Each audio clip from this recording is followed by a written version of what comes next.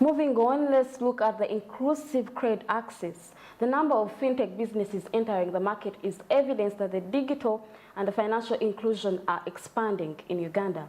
However, it is our common responsibility to reach out to the underprivileged groups and bring them into the space of the financial inclusion. Sphere cooperation between enterprises in the spaces have been recommended to make services more affordable.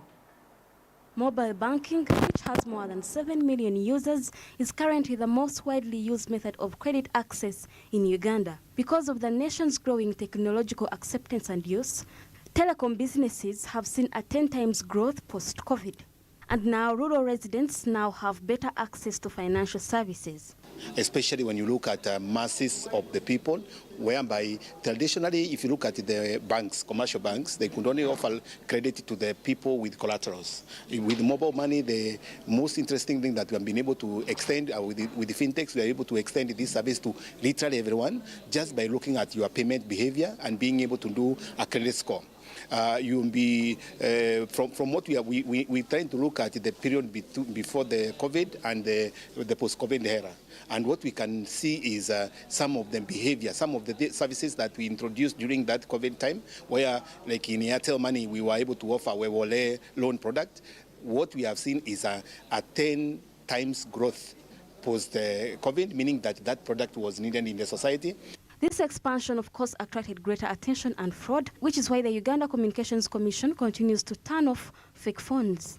One of the questions that came to the panel was, why are we enabling reversal of the money? Why are we enabling people to reverse money? We might have offered a service and it's being reversed. So we have clarified that that reversal, when you initiate it, for example, in Airtel Money by dialing *185*8 #, then selecting the transaction you want to reverse, we do not complete the reversal. We hold that money so that customer care now can engage the two parties so that they agree on whether to complete the reversal or to release the money back to the owner. What Uganda Communications Commission is trying to do is not remove button phones. Yes, would desire that every Ugandan gets a smartphone, because that's the only way they will enjoy broadband services.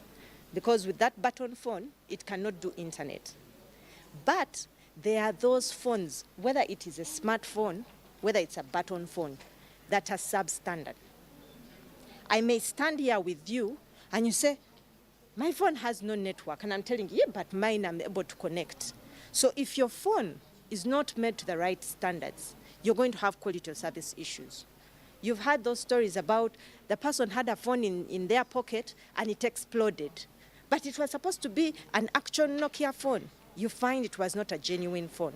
So we are trying to address the issue of risks of health and safety and quality of service by making sure whether it's a capability phone, whether it is a smartphone, but for as long as it is substandard. According to sources, the Private Sector Foundation Uganda wants to implement the nationwide payment switch to lower the cost of financial services. If services are there and are expensive, people will not use them.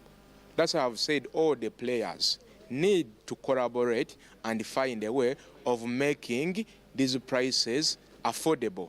For example, in the payment systems, that's why you see the Private Sector Foundation is working on the national payment switch. Now, if there is a national payment switch, costs of transactions will be cheap because the national payment switch will be supported and regulated by the government. There won't be issues of MTN to Airtel expensive, MTN to MTN cheap, because there will be one national payment switch. In the same spirit, internet service providers should reach at a point where they find a way of reducing the cost of internet, because it is a great enabler, but again, it being expensive makes it a disenabler.